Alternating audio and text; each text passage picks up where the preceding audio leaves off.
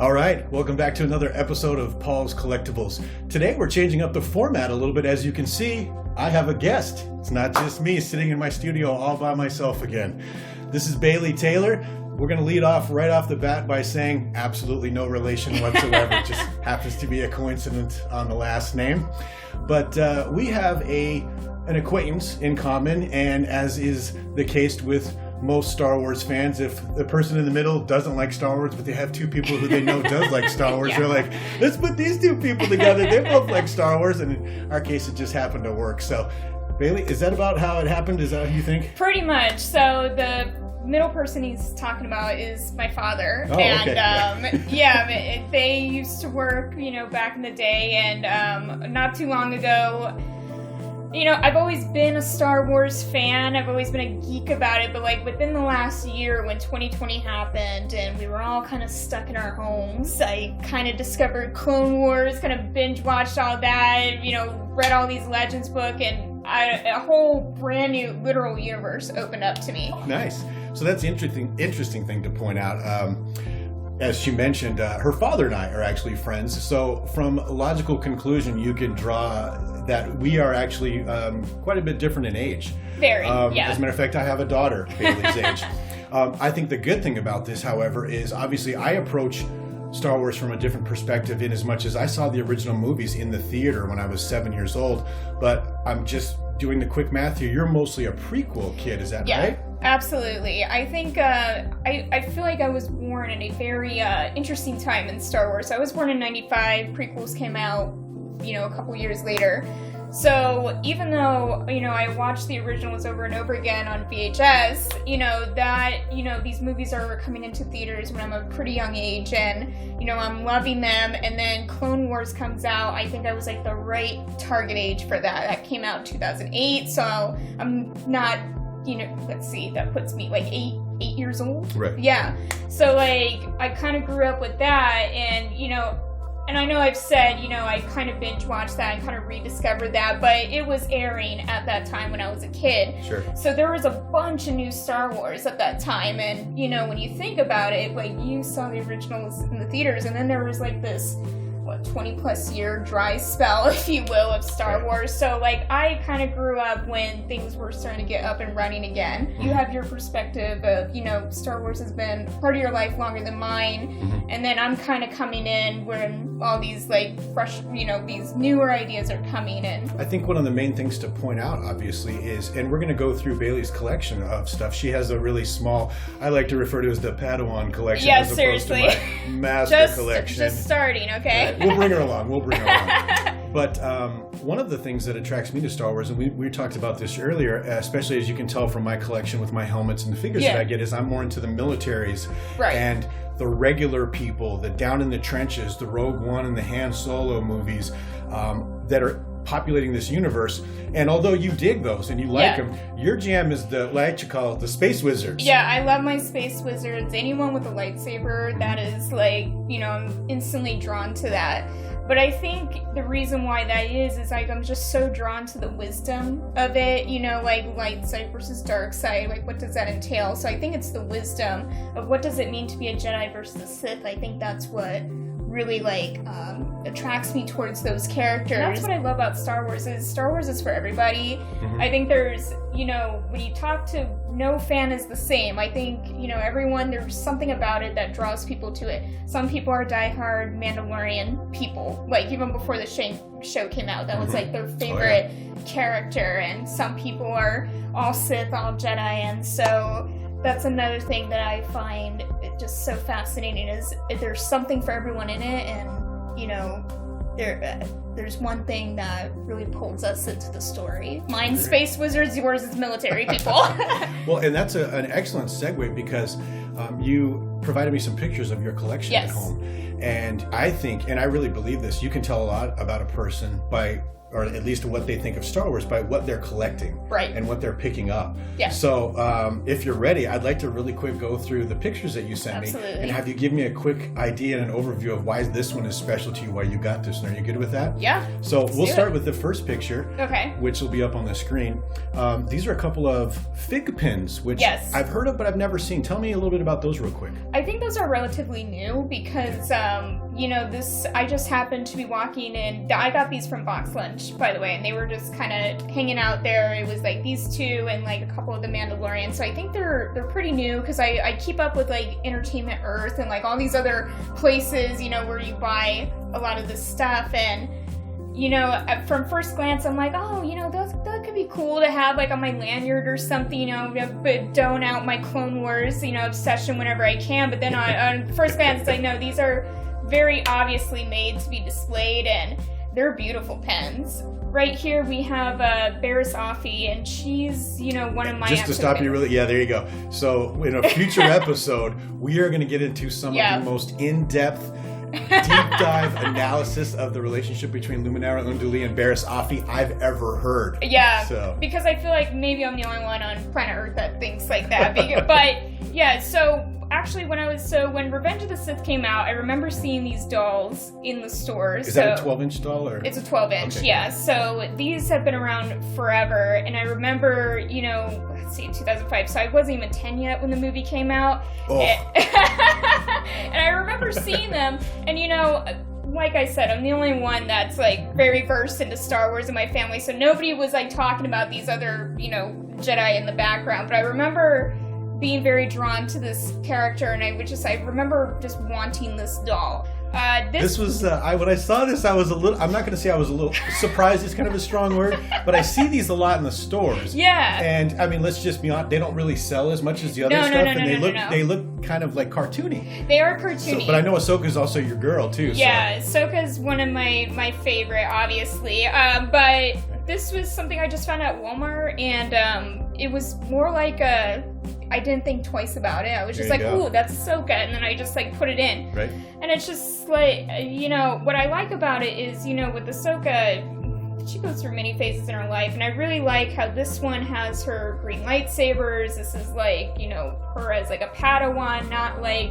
Recently, all you see of Ahsoka is, like, her in the final season of Clone Wars, or beyond that, Mandalorian. And now with the Mandalorian, she's blowing up in her right, with the lightsabers and whatnot. So I really liked anything that, because to me, that's, like, that's kind of how I knew Ahsoka. It's like, I've known Ahsoka ever since she's been around. So I just saw this, and I was like, I'm just gonna add this to my collection without thinking about it. I know there's others. It's kind of a big collection for what I'm seeing, but... Yeah, there's a bunch out there. There's a bunch of them.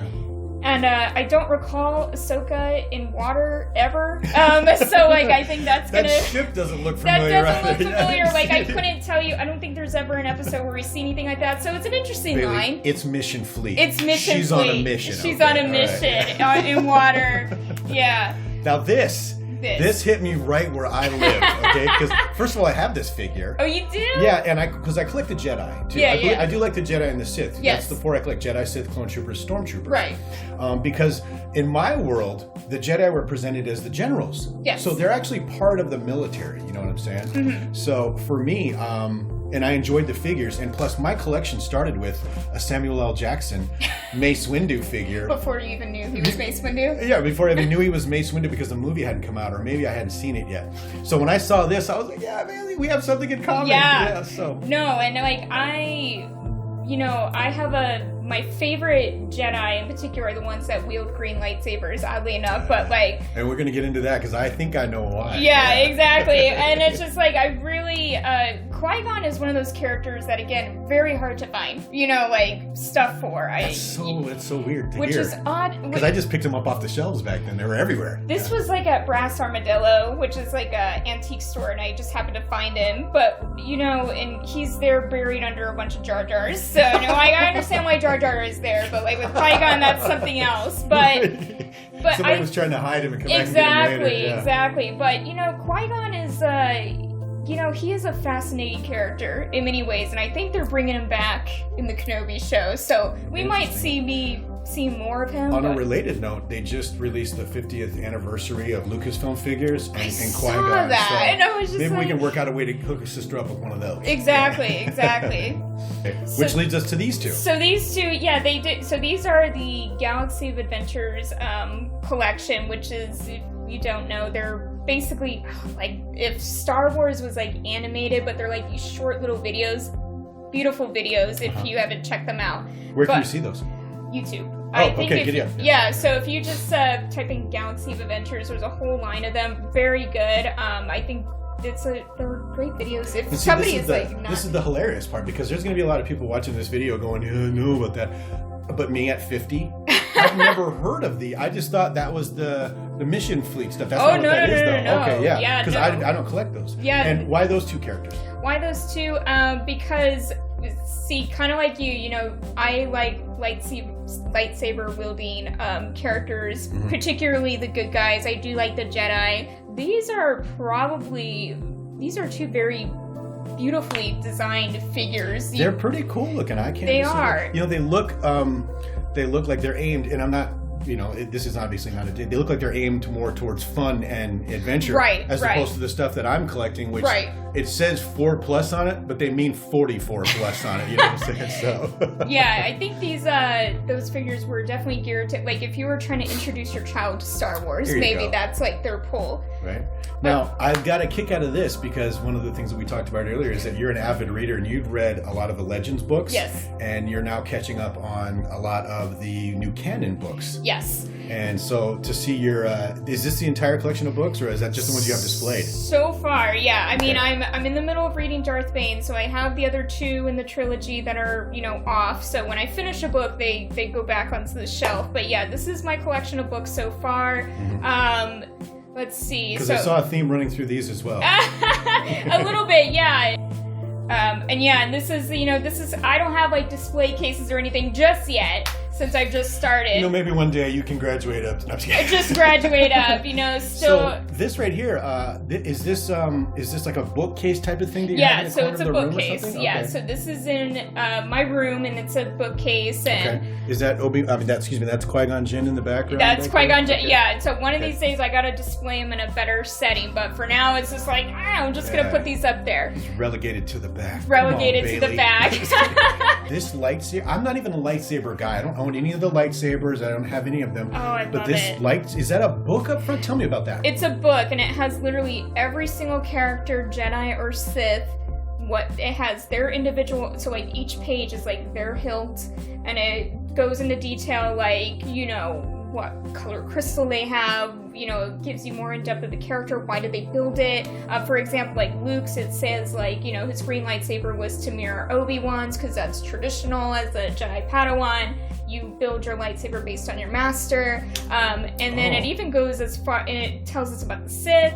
And it's very much in canon, so it does talk about, like the Inquisitor lightsabers. And wow. Yeah. That actually sounds like a really cool book. It is a really cool book, and, get your sequel stuff in there too, but like you can just flip through. Yeah, just flip through them. So it's a beautiful book. Nice. And then of course we're going to go into great depth. I get the distinct impression that this will not be the last time we ever see Bailey. No. This picture right here, as I mentioned earlier, Bailey and I are going to get a cup of coffee and some more comfortable chairs and get in front of the camera. We're going to have a long conversation about this for everybody. Yes. But really quick, these two figures, we know why you have those, right? Yes. So Luminara and Barriss are, I'm very much interested in the Master-Padawan relationships in Star Wars, but with these two in particular, I feel like there's so much potential with these characters. And when I was rewatching Clone Wars again, I was just like, oh my gosh, this is a dynamic that I don't understand why don't we see more of, because to me, they mirror Obi-Wan and Anakin almost to a T. And it's like, that's a whole other thing, that's a whole other conversation, but I'm very interested with them because it's just, they have I think they're very misunderstood characters. So suffice it to say that if I told you if I said those two were probably your top 5. Oh yeah, absolutely. Okay. Absolutely. So that's why you have those. Yeah. And there's a lot going on in there as it pertains to these two. So yeah. good for you. Yeah, absolutely. Okay. And then these 3 pieces of art right here, I was just absolutely fascinated by. But bottom left, can we start right with the good stuff? Let's just start right there. That looks like an actual picture of the actress. And did she sign that? What do we got going on there? So that was actually a Christmas gift from, somebody. Yeah, somebody. Wow, somebody likes found you. it. Yeah, no, he's a very good friend of mine, and we're both very into Star Wars, and he found this for me. I'm assuming like he probably had to do his research. Sure. But yeah, like that is an actual autographed photo of the actress. The picture right above, that's just a piece of artwork I found on Etsy, and then a friend of mine painted that. He does a lot of space stuff, and eventually I want to make that wall into like Star Wars space art. So this is definitely a work in progress, but yeah, the autograph it's something. That is, I don't have any autograph of all the stuff I have, and I'm not trying to brag because I've been around collecting it a lot longer than you have because I'm old. I don't have any autographed merchandise at all. Isn't that weird to hear? You know what? That doesn't surprise me because I think it's very hard to get autographs, and I'm sure that wasn't cheap to get, considering like how rare it is to find an autograph, and the fact that the world is weird, so it's not like we can go to conventions and get these things signed. As soon as I get to a point in my life where I have all the free time in the world and I can go and do stuff, they shut us in our houses. Exactly. So I'm looking forward to what we have coming in the future. And then obviously I know why you have these, and this is where your and I tastes really diverge, because I have absolutely no interest in the Funko Pops at all. But I don't own any of them. I haven't bought any of them. Frankly, I don't quite get them. I mean, they're cute and everything. Yeah, like they're that, nice. but they're cool. But I know why you have these two. And once again, Ahsoka, this is where I look at you and go, I'm seeing a theme here, Bailey. Yeah, it's like with Ahsoka, there's so many versions of her. So like on the left, we have her in our early days of Clone Wars. Her green light, it doesn't show, but like her green lightsabers are in the back. That's her as a Padawan. Then we have the newer version of her of that final season of Clone Wars where she's, in Mandalore. So I have those. So honestly, the only thing I have to do is find her with her white, and I think we're all good.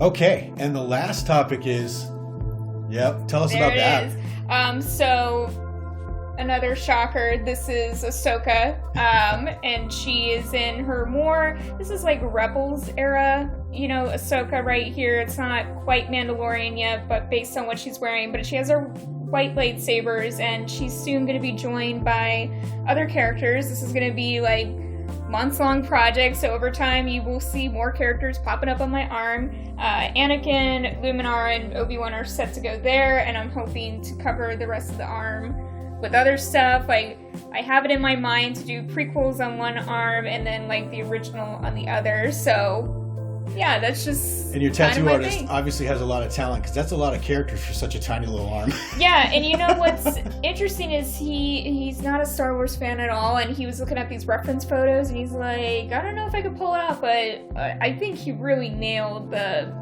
getting Ahsoka looking not too cartoony, not too, and she would be a difficult character to tattoo, and he pulled it off. So yeah, he did an excellent job. I've seen it, and it's beautiful work. So with that, Bailey, we'll wrap it up. The object of the game here is to see if Bailey wants to come back and get involved. We're gonna maybe do some Bailey on the street segments and have her come and maybe do some unboxings and things like that. But for now, welcome to the introduction to Bailey Taylor, and we're gonna see if we can fold her into the Paul's Collectibles family in some fashion here. So it was good to have you. I really appreciate you sharing everything with us. Thank you for bringing me to your show. Absolutely. Show. That's a really strong word for what we have here, but yeah, show. So with that, it was good to see you, Bailey. Thank you. And hopefully we will do a lot more of this. I hope so. All right. And with that, I'll see you on the next episode.